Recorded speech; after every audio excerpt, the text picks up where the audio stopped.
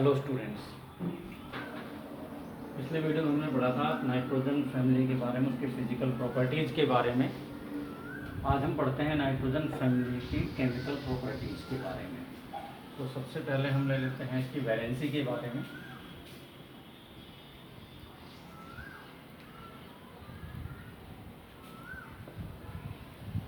जैसा कि आप जानते हैं कि नाइट्रोजन फैमिली का आउटर सेल इलेक्ट्रॉनिक कॉन्फ़िगरेशन है NH2N3, means it consist of 2 + 3 = 5 electron units outer most cell.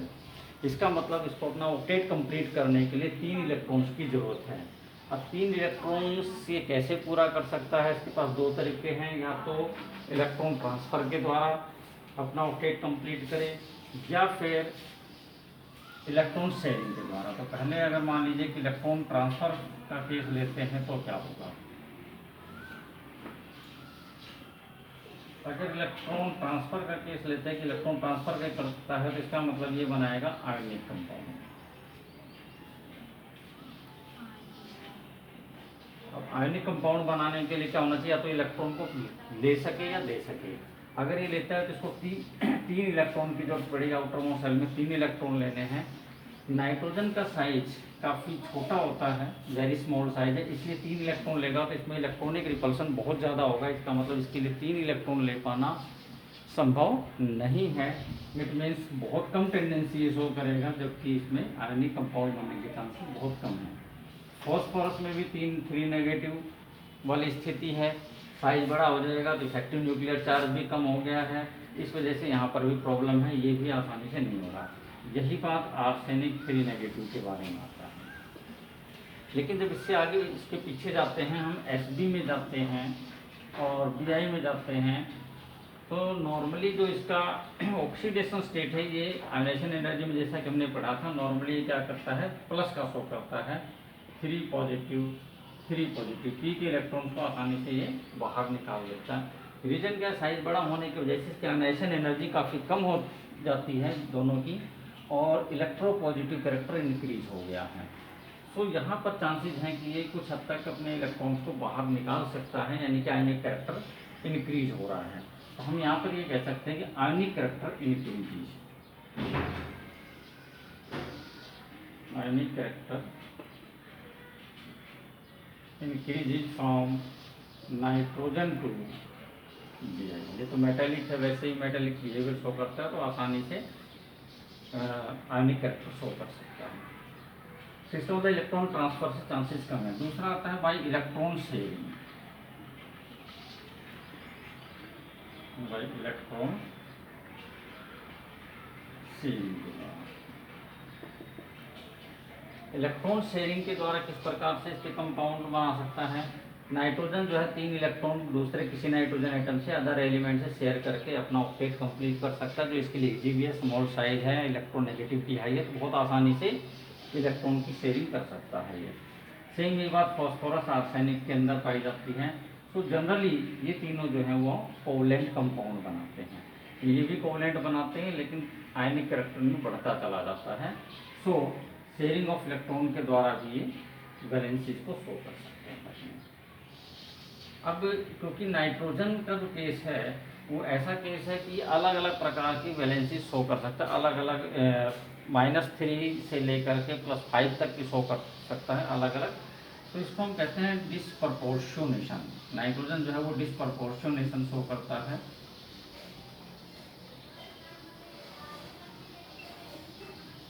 Disproportionation, जैसे हम ऑक्सीडेशन स्टेट में भी इसको स्टडी कर सकते हैं। चलिए ऑक्सीडेशन स्टेट में ले लेंगे हम इसको। पहले हम ले लेते हैं कोवैलेंसी की बात ले लेते हैं, ताकि ये चीज़ एक क्लियर हो जाए। कोवैलेंसी क्या है कि कितने इलेक्ट्रॉन्स को ये शेयर करता है, ताकि अपना ऑक्टेट आसानी से कंप्लीट कर सके, या जो भी वैकेंट ऑर्बिटल हैं कहाँ तक अपनी कोवैलेंसी को ले जा सकता है, कितनी कोवैलेंट बॉन्ड बना सकता है। नाइट्रोजन का अगर हम केस देखते हैं, तो नाइट्रोजन का outer shell electronic configuration, total electronic configuration है 1s2 2s2 2p3, मीन्स इसके पास आउटर सेल जो है वो सेकंड आउटर सेल है इसमें, जिसमें 2s2 और 2p3 इलेक्ट्रॉन 5 इलेक्ट्रॉन है। इसमें कहीं पर डी सब सेल नहीं है। तो अगर आउटर सेल में हम देखें तो इसके अंदर एक s ऑर्बिटल है और 3 इसके पास p ऑर्बिटल हैं। तो इसका मतलब केवल 4 ऑर्बिटल हैं।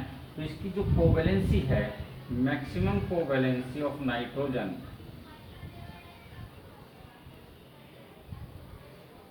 Maximum covalency of nitrogen is equal to 4, 4 तक हो सकता है, उससे ज़्यादा नहीं हो सकती। लेकिन अगर हम इससे नीचे जाते हैं, फॉस्फोरस के केस में जाते हैं, तो फॉस्फोरस के केस में जो इलेक्ट्रॉनिक कॉन्फ़िगरेशन है, आउटर से इलेक्ट्रॉनिक कॉन्फ़िगरेशन, वो हमारा है 3s2 3p3, और उसके बाद में इसमें जो 3d ऑर्बिटल है वो 0 है, यानी कि खाली है।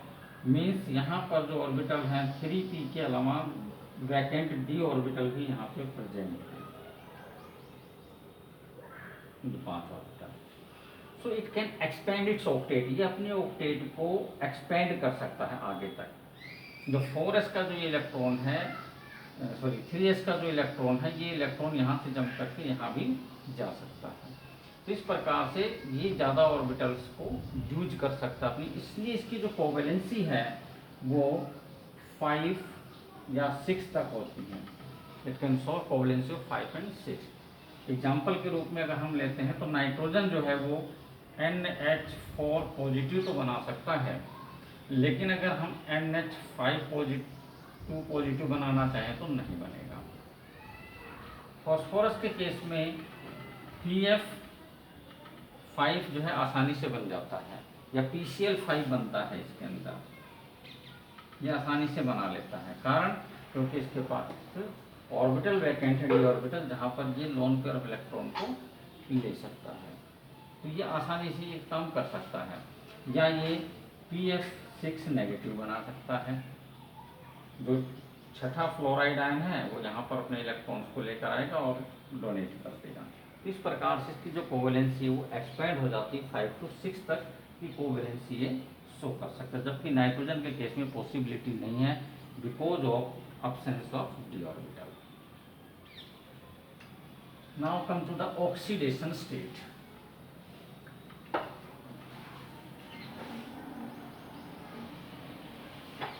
दूसरा पॉइंट हम ले लेते हैं ऑक्सीडेशन स्टेट।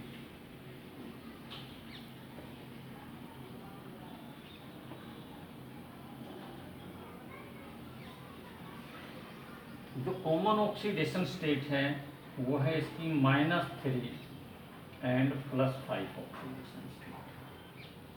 ये कॉमन ऑक्सीडेशन स्टेट है। इवन +3 भी जो है वो भी ये शो कर सकता है, -3 +3 +5 ऑक्सीडेशन, कॉमन ऑक्सीडेशन स्टेट्स हैं इसकी। नाइट्रोजन की अगर हम बात करते हैं जो कि स्मॉलेस्ट साइज है इस फैमिली के अंदर, it can show wide range of oxidation state. It can show from -3 to +5 oxidation state. -3 से +5 तक की ऑक्सीडेशन स्टेट शो करता है अपने अलग अलग कंपाउंड्स के अंदर। इसके हम कुछ एग्जांपल ले सकते हैं, जैसे कि हमने लिया NH3, यहाँ पर ऑक्सीडेशन स्टेट -3 हो गया। H2NH2 यहाँ पर लेते हैं तो +2 ऑक्सीडेशन स्टेट हो गया। NH2OH लेते हैं तो -1 हो जाएगा। N2 लेते हैं तो 0 हो जाता है ऑक्सीडेशन स्टेट।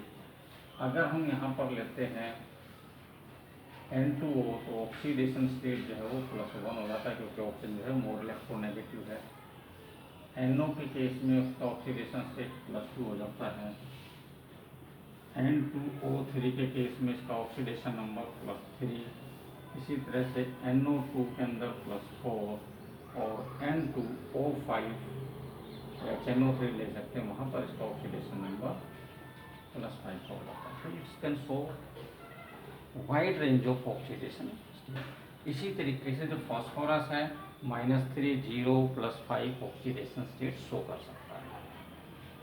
जैसे जैसे हम नीचे की तरफ जाते हैं, the tendency to show oxidation, -3 oxidation state को शो करने की टेंडेंसी घटती चली जाती है और +3 ऑक्सीडेशन स्टेट शो करने की टेंडेंसी बढ़ती चली जाती है। रीज़न क्या है कि जैसे जैसे नीचे जाते हैं एटॉमिक साइज इंक्रीज होता है, इलेक्ट्रोपॉजिटिव कैरेक्टर इंक्रीज हो रहा है, तो इलेक्ट्रोपॉजिटिव कैरेक्टर जैसे जैसे इंक्रीज होगा वैसे वैसे जो टेंडेंसी है इलेक्ट्रॉन को गिव अप करने की, लूज करने की, वो इंक्रीज होना शुरू हो जाती है। दैट्स वाई जो ऑक्सीडेशन स्टेट है वो पॉजिटिव माइनस से प्लस की तरफ जाना स्टार्ट हो जाता है, नेगेटिव से पॉजिटिव की तरफ। इसीलिए जो एस बी है नॉर्मली इसका 3 नेगेटिव बहुत कम मिलता है, ज़्यादातर 3 पॉजिटिव मिलता है। बिस्मथ जो है ये भी Bi 3 पॉजिटिव शो करता है ऑक्सीडेशन स्टेट। तो ये हमारा ऑक्सीडेशन स्टेट के बारे। अब ऑक्सीडेशन स्टेट जो कि नाइट्रोजन फॉस्फोरस में वेरिएबल ऑक्सीडेशन स्टेट्स हमें देखने को मिलती है, because of this it also show disproportionation.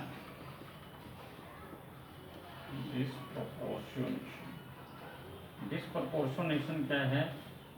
जब कोई कंपाउंड किसी केमिकल रिएक्शन के दौरान या डिकम्पोज होकर के ऐसे दो कंपाउंड बनाए जिनमें से एक का ऑक्सीडेशन नंबर जो ओरिजिनल रिएक्टेंट है उससे ज़्यादा हो और दूसरे का उससे कम हो, तो इस प्रकार के जो रिएक्शंस होते हैं हम उसको कहते हैं डिस्प्रपोर्शनेशन। फॉर एग्जांपल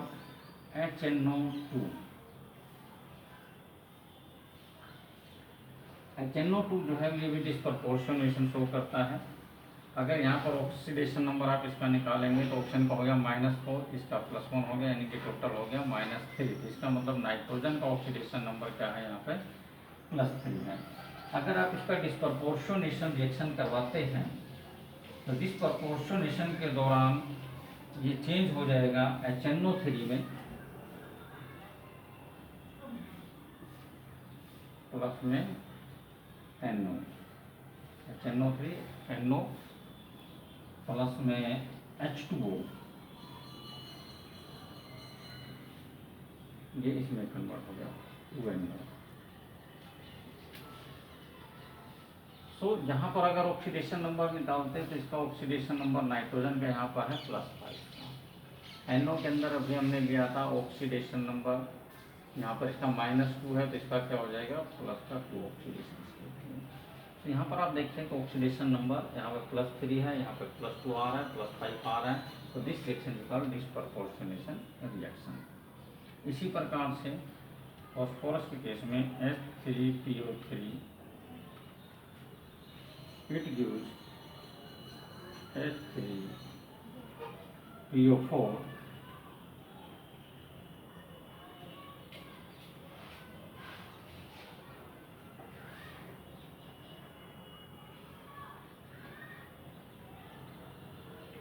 2H3PO4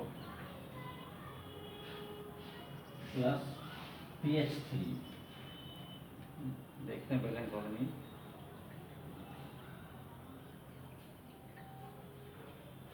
3 लेते हैं, 3 3 जा 9 और H हो गया 12 P4 4 हो गया, ऑप्शन 4 3 जा 12 4 3 जा 12। तो यहाँ पर ऑक्सीडेशन नंबर निकालिए क्या आएगा? 3 2 जा 6, 3 प्लस का है तो ये हो गया टोटल प्लस का 3 आ गया यहाँ पे ऑक्सीडेशन नंबर इसका। 4 2 जा 8, 8 में से 3 गया यानी कि +5 आ गया। PH3 यहाँ पर ये -3 आ गया।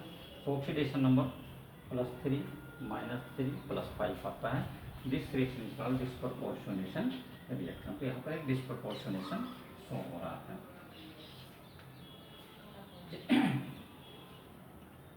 नेक्स्ट ले लेते हैं हम रिएक्शन टुवर्ड्स हाइड्रोजन। हाइड्रोजन के साथ किस प्रकार से एक्टिविटी शो करता है?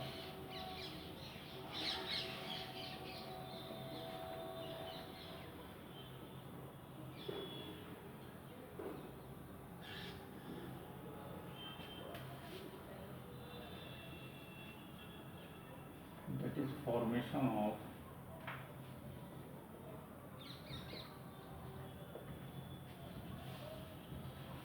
Hydrides. Formation of hydrides. Nitrogen family के सभी मेंबर्स हाइड्राइड्स बनाते हैं। For example nitrogen NH3, phosphorus जो है वो PH3, इसी तरह से आर्सेनिक जो है वो ASH3, SbH3 एंड BiH3। इस प्रकार से अलग अलग प्रकार के हाइड्राइड्स मिलते हैं। सारे के सारे हाइड्राइड्स बनाते हैं और सारे हाइड्राइड्स जो बनते हैं ये माइनस में जो नाइट्रोजन फैमिली के मेंबर्स है अपनी -3 ऑक्सीडेशन स्टेट को एग्जिबिट करते हैं, जो कि इनका कॉमन ऑक्सीडेशन स्टेट है। बेसिकली जो फॉर्मेशन है इनका,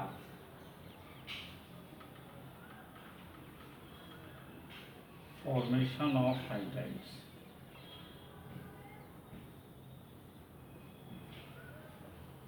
bye hydrolysis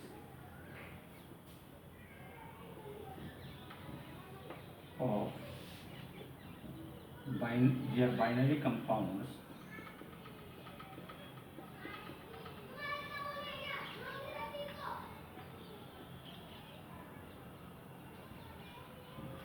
with metals। Metal के साथ जो इनके बाइनरी कंपाउंड्स हैं उनके हाइड्रोलिसिस के द्वारा किया जाता है। फॉर एग्जांपल, जैसे कि अमोनिया बनाना है तो हम इसके अंदर कैल्शियम नाइट्राइड वगैरह ले सकते हैं। सपोज करें हमने लिया कैल्शियम नाइट्राइड Ca3N2, इसका हाइड्रोलिसिस करा दिया। जब इसका हाइड्रोलिसिस कराएंगे तो ये देगा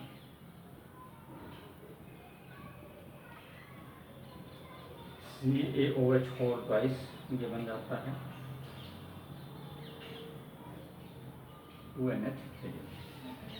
इसी प्रकार से फॉस्फाइड का फॉस्फीन बनाना है तो Mg3P2 प्लस में 6H2O, it will give MgOH4 twice plus 2pH3। इसी इन द सेम वे जो बाकी जो एलिमेंट्स हैं उनके जो जिंक का बाइनरी कंपाउंड है Zn3, और हम इसको लिख देते हैं M2 जनरल फार्मूला। अगर हम इसका हाइड्रोलिसिस कराते हैं, किसके नॉर्मली एसिड हाइड्रोलिसिस करा देते हैं HCl के साथ में, और आसानी से हम इसको कन्वर्ट कर सकते हैं। It will give 3 ZnCl2 plus 2NH3। इस प्रकार से बन सकता है। M यहाँ पर है AsSB और Bi को रिप्रेजेंट करना है। इस प्रकार से डिफरेंट टाइप ऑफ हाइड्राइड्स तैयार किए जा सकते हैं। Now come to the properties of these hydrides. जो हाइड्राइड्स बनते हैं इनकी कुछ एक प्रॉपर्टीज को हम डिस्कस करेंगे।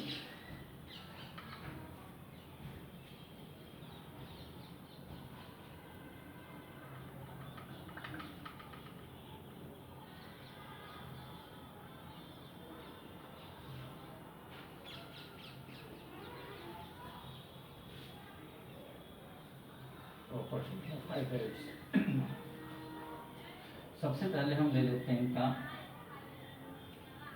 Basic character, basic nature. देखिए इसमें जो भी हाइड्राइड्स बनते हैं, कौन कौन सा हाइड्राइड बने, किसी एक एग्जांपल ले लेते हैं। चलिए हम ले लेते हैं NH3 बैंड बनता है। तो NH3 के अंदर क्या है, 5 इलेक्ट्रॉन से 3 इलेक्ट्रॉन हाइड्रोजन के साथ में म्यूचुअली शेयर हो गए हैं, तो इसके पास अभी एक लोन पेयर ऑफ इलेक्ट्रॉन बचा हुआ है। Due to the presence of lone pair of electron, इसी प्रकार से pH3 में भी सेम यही होगा, एक लोन पेयर होगा। AsH3 जो है इसमें भी एक लोन पेयर इसके प्रेजेंट है। SbH3 लोन पेयर, BiH3 इसके पास भी लोन पेयर, सभी के पास एक एक लोन पेयर ऑफ इलेक्ट्रॉन है। That's why it is basic in nature, means acts as Lewis base due to presence of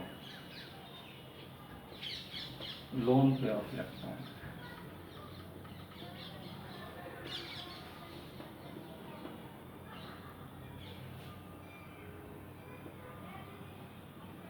in their hydrides। अब बेसिक नेचर जो है वो क्या है, डिक्रीजिंग ऑर्डर में है। यहाँ से अगर हम Bi की H की तरफ चलते हैं, ये तो हो गया हमारा पहला पॉइंट। दूसरा point, basic nature decreases.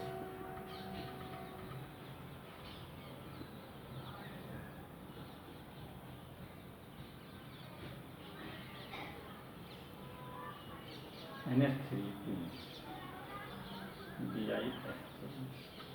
Reason क्या है इसका?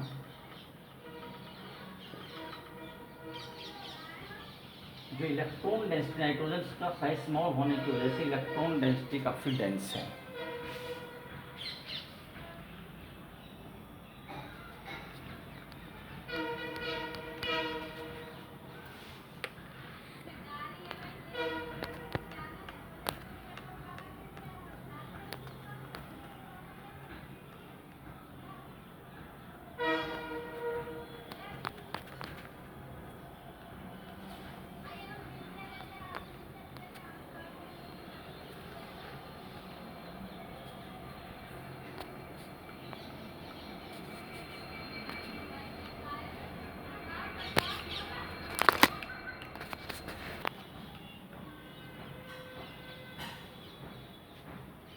Sorry for disturbance. रीजन क्या है इसको डिस्कस कर लेते हैं। तो यहाँ पर जो NH3 है इसके छोटा साइज होने की वजह से नाइट्रोजन का जो इलेक्ट्रॉन डेंसिटी बहुत ज़्यादा हाई है, इसलिए इलेक्ट्रॉन को आसानी से डोनेट कर सकता है, इसलिए इसकी जो बेसिक स्ट्रेंथ वो ज़्यादा होगा। जैसे जैसे हम अमोनिया से आगे की तरफ बढ़ेगी PH3HH3, वैसे वैसे इसका जो साइज है, यहाँ पर अगर ये मानते हैं तो यहाँ पर ये साइज क्या हो रहा है, इंक्रीज होता चला जाता है। और साइज इंक्रीज होने से इलेक्ट्रॉन डेंसिटी, इलेक्ट्रॉन का क्लाउड तो उतना ही है सबके ऊपर, लेकिन क्या होगा यहाँ एक छोटी जगह में, यहाँ बड़ी जगह में, तो इलेक्ट्रॉन क्लाउड यहाँ पर काफ़ी डिस्पर्स हो जाएगा। इस वजह से जो इलेक्ट्रॉन एक्सेप्टर है उसको आसानी से इलेक्ट्रॉन अवेलेबल नहीं होगा, मीन्स बेसिक स्ट्रेंथ डिक्रीज हो जाती है। दूसरा ले लेते हैं हम thermal stability.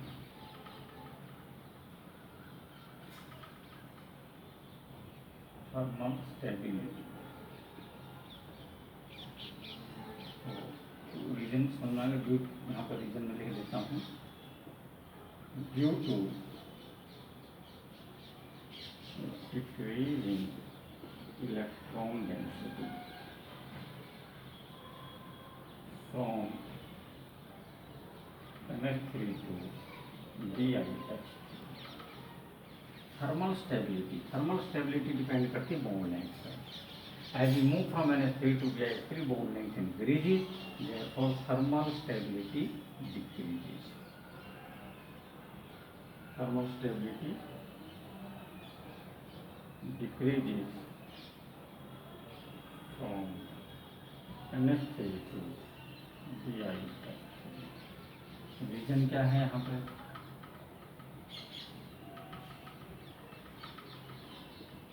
Due to increase in bond length, increasing bond length।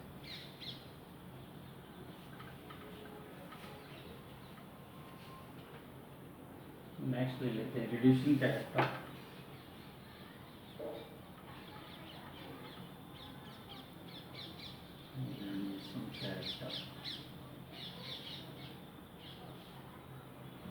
Reducing character depend करता है कि हाइड्रोजन देने की टेंडेंसी कितनी है, मीन्स जब ये ब्रेक हो तो कितना आसानी से हाइड्रोजन को रिलीज कर सकता है। जैसे जैसे बॉन्ड लेंथ इंक्रीज होगी वैसे वैसे बॉन्ड डिसोसिएशन एनर्जी डिक्रीज होती जाएगी और हाइड्रोजन को रिलीज करने की जो टेंडेंसी इंक्रीज होगी। तो रिड्यूसिंग कैरेक्टर क्या होगा? Increase from NH3 to DIH। Reason due to decrease in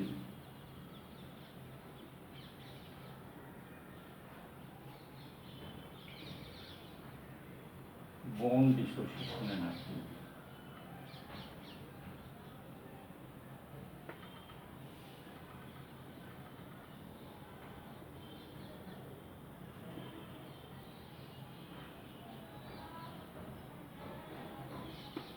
bond dissociation energy जैसे जैसे डिक्रीज होगी वैसे वैसे रिड्यूसिंग कैरेक्टर बढ़ता चला जाएगा।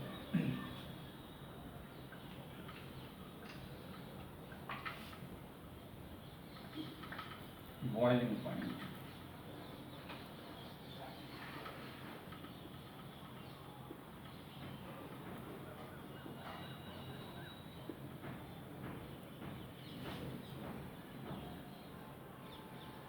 बॉइलिंग पॉइंट हम एक्सपेक्ट करते हैं कि जैसे जैसे साइज इंक्रीज होता है, मास इंक्रीज होता है, वैसे वैसे क्या होगा, van der Waals force of attraction increase होगी, क्योंकि अधिकतर जो कंपाउंड्स हैं वो कोवलेंटली बॉन्डेड कंपाउंड्स, सारे हाइड्राइड्स कोवलेंटली बॉन्डेड हैं। सो जो फोर्स ऑफ अट्रैक्शन है यहाँ पर है वो van der Waals force of attraction. So van der Waals force of attraction depends upon the molecular mass and size. तो मोलिकुलर मास और साइज दोनों इंक्रीज हो रहा है, तो van der Waals force of attraction increase हो रहा है। इसका मतलब ये हुआ कि बॉइलिंग पॉइंट इंक्रीज होना चाहिए। इन जनरल तो हम लिख सकते हैं in general increase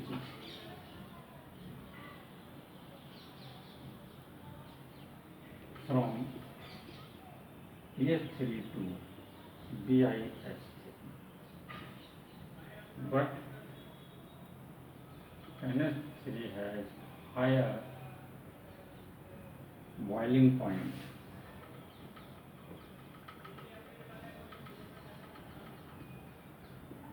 than PS3 से ज़्यादा इसका। तो इसका रीज़न क्या है? बहुत सिंपल सा रीज़न है, शायद आपको ध्यान आ गया हो। अमोनिया जो है इसमें हाइड्रोजन बॉन्डिंग प्रेजेंट होती है। It is due two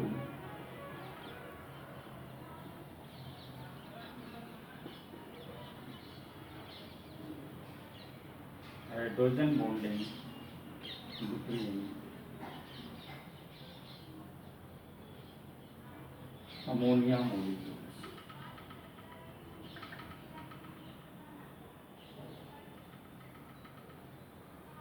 means intermolecular hydrogen bonding की वजह से ऐसा होता है, जिसकी वजह से एक एक्स्ट्रा फोर्स यहाँ पर आ जाती है, रोल प्ले करती है और बॉइलिंग पॉइंट हाई हो जाता है। ये हमारा प्रॉपर्टीज के बारे में। Let us study the structure of hydrides.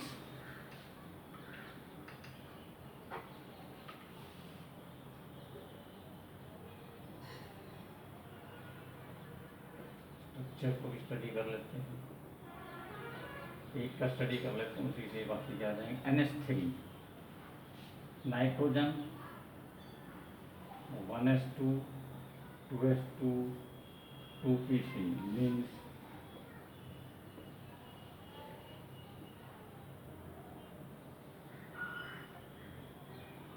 ये स्थिति है, d ऑर्बिटल है नहीं। तो NH3 यहाँ पर जो सिग्मा बॉन्ड है वो कितने हैं? 3 सिग्मा बॉन्ड है। इसका मतलब 3 हाफ फील्ड ऑर्बिटल की जरूरत है, और 3 हाफ फील्ड ऑर्बिटल यहाँ पे प्रेजेंट है। तो हाइब्रिडाइजेशन होगा sp3 हाइब्रिडाइजेशन। अगर यहाँ sp3 हाइब्रिडाइजेशन है तो इसका मतलब नाइट्रोजन जो है वो एक टेट्राहेड्रल स्ट्रक्चर बनना चाहिए, लेकिन बॉन्ड 3 है तो 3 तो यहाँ पर हाइड्रोजन आ जाएंगे, और यहाँ पर एक लोन पेयर ऑफ इलेक्ट्रॉन होगा, जिसको हम इस प्रकार से। सो जो एक्चुअल स्ट्रक्चर हुआ वो क्या हो गया? हमारा एक पिरामिड स्ट्रक्चर हो गया। तो स्ट्रक्चर क्या है, कैसा है इसका? पिरामिडल। Pyramid type structure. जो बॉन्ड एंगल है H N H bond angle लगभग 107 डिग्री 8 मिनट्स का ये बॉन्ड एंगल है, यहाँ पर रहेगा। अब अगर हम PS3 की बात करते हैं तो PS3 के अंदर भी जो स्ट्रक्चर है वो तो यही रहेगा, पिरामिड टाइप का स्ट्रक्चर रहेगा, लेकिन बॉन्ड एंगल, बॉन्ड लेंथ तो नेचुरली बढ़ेगी, साइज बढ़ता जा रहा है, तो बॉन्ड एंगल सभी में बढ़ेगा। अब बात करते हैं क्या होता है बॉन्ड एंगल के ऊपर क्या प्रभाव पड़ता है। नाइट्रोजन का साइज स्मॉल है, इसका साइज जो है वो बढ़ गया, तो इसका मतलब जो है वो डिस्टेंस भी जो शेड पे इलेक्ट्रॉन है थोड़ा सा दूर चला गया, तो इनके बीच का जो फोर्स ऑफ रिपल्सन है वो कंपेरेटिवली क्या हो जाता है? कम हो जाता है, जिससे बॉन्ड एंगल क्या हो जाता है? ये जो बॉन्ड एंगल है डिक्रीज। तो bond angle decrease.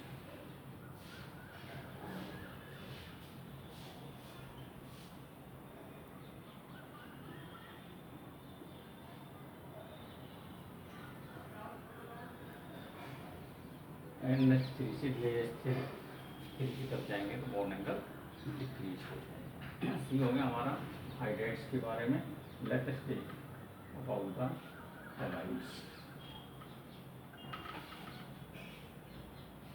Reactivity towards halogen.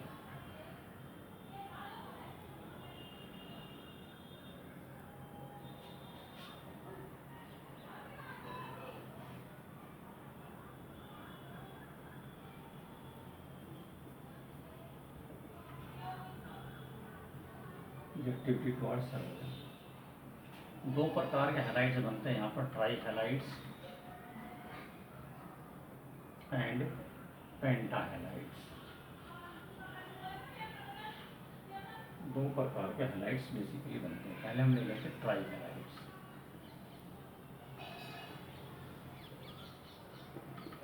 General formula MF3 है।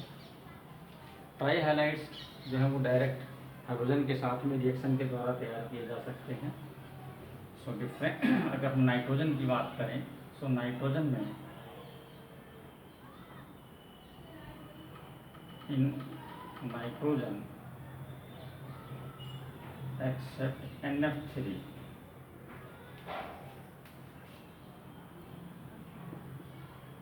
all other halides are unstable। कौन से दूसरे हैलाइड्स यानी कि NCl3, NBr3 and NI3 are unstable. ये तीनों ही अनस्टेबल है। रीजन क्या है इसका? ये है due to large difference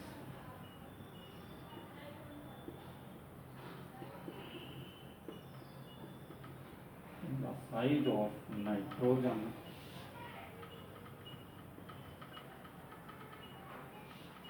and halogen atoms except fluorine। तो NF3 कुछ स्टेबल है, बाकी सारे अनस्टेबल होते हैं। तो ये चीज़ क्लियर होनी चाहिए हमें कि ऐसा क्यों होता है। फॉर ये तो होगा हमारा nitrogen.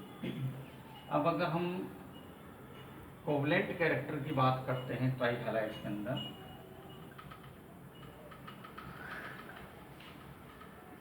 Covalent characters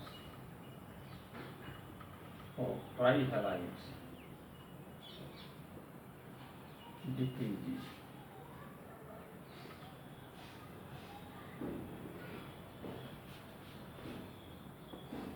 from NH3 to BiS। Nitrogen के ट्राई हैलाइड से बिस्मथ के ट्राई हैलाइड्स की तरफ जाएंगे तो जो कोवलेंट कैरेक्टर है वो लगातार डिक्रीज होगा, आयनिक कैरेक्टर इंक्रीज होगा। स्ट्रक्चर